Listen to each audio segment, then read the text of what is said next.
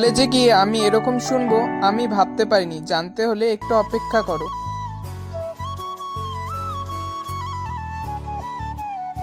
আমার বন্ধুর সাথে আমার নাকি এখন যেতে হবে পালবাড়িতে একটা টব আনার জন্য, কারণ সে নাকি একটা ফুল গাছ আনছে। সেই ফুল গাছটা সে লাগাবে, তাই আমি চলে গেলাম তার সাথে। এদিকে বাড়িতে এসে কোনো রকমে খেয়ে দিয়ে ব্যাগটা গুছিয়ে আমার এখন যেতে হবে কলেজে। কেন কলেজে আমার একটা ইম্পর্টেন্ট কাজ আছে। আমার নাকি অটোগ্রাফ লাগবে, ও সরি, না না, সিগনেচার লাগবে। ওই মেয়েটি আমাকে অদ্ভুত কথাটি বলল। তারপর সোজা হাঁটা দিলাম বাড়ি যাওয়ার উদ্দেশ্যে।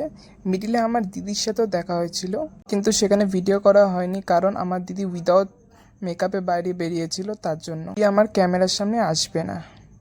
পৃথিবী বড় অদ্ভুত। তুমি যদি পৃথিবীকে ভালো দাও তাহলে ভালোটা ফিরে পাবে, আর যদি খারাপ দাও খারাপটাই ফিরে পাবে। এই দেখো না, আমার সাথে সবসময় খারাপটাই হয়। যতই আমি ভালো দেই না কেন, সবার ভাগ্য তো আর সমান হয় না। এই দেখো না, তোমাদের সাথে গল্প করতে করতে বাড়ি চলে আসলাম। আজকে এই অবধি থাক।